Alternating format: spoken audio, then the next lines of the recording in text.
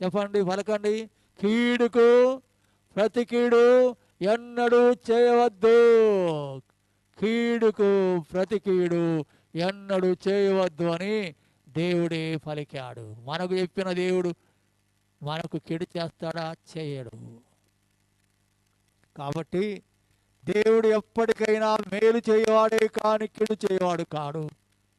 మనకు కూడా ఆయన చెప్తున్నాడంటే, మీరు కీడుకు ఎన్నడూ ప్రతి కీడు చేయవద్దు అని అంటూ, ఎవరైనా మీకు కీడు చేసినట్లయితే, ఎవరైనా మీకు కీడు చేస్తే ఆ కీడు మీకు ఆశీర్వాదంగా మారుతుంది. ఆ కీడును మీరు సహించినట్లయితే, ఆ కీడును మీరు భరించినట్లయితే ఆ కీడే మీకు మేలవుతుంది. ఈ మాట గమనించండి. దేవుడు అంటే కీడును మేలుగా మార్చువాడు. ఓ మాట పలకండి, ఆ మాట. దేవుడు అంటే కీడును మేలుగా మార్చువాడు. దేవుడు అంటే ఎవరని చెప్పగలరు? కీడును మేలుగా మార్చగలవాడు దేవుడు. కీడును మేలుగా మార్చగల శక్తి దేవునికి మాత్రం ఉంది, మనకు లేదు.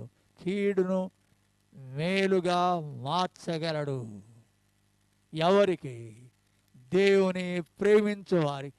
ఈలాగు ఆ మాట చదువుకోండి. మీరు చదువుకునేటప్పుడు, దేవుని ప్రేమించేవారికి కీడును మేలుగా మారుస్తాడు. కీడును మేలుగా మారుస్తాడు. కీడును మేలుగా మారుస్తాడు. ఎవరికి? దేవుని ప్రేమించేవారికి. ప్రియమైన సోదరుడా, సోదరి, నీవు దేవుని ప్రేమిస్తున్నావా?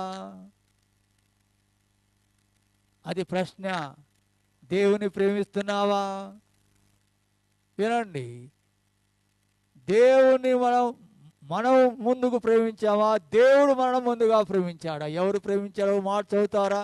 1 యోహాను పత్రిక 4వ అధ్యాయం. 1 యోహాను పత్రిక 4వ అధ్యాయం చదవండి. 19వ వచనం. ఆయనే మొదట మనను ప్రేమించెను. ఎవరు ప్రేమించారమ్మా? ఆయనే మొదట మనను ప్రేమించాడు. మనం ఆయన్ను ప్రేమించామని కాదు, మొదట ఆయనే మనం ప్రేమించినాడు. మనం ప్రేమించక మునిపే దేవుడే మనం మొదట ప్రేమించినాడు. ప్రేమించిన వాడు ఏమి చేశాడు అని ప్రశ్న వేయాలి మనం. ఏమి చేసి మనల్ని ప్రేమించినట్టు, ఏం చేసి ప్రేమించి, ఏం చేసినాడు అయ్యా మాకు? ఏం చేసినాడు?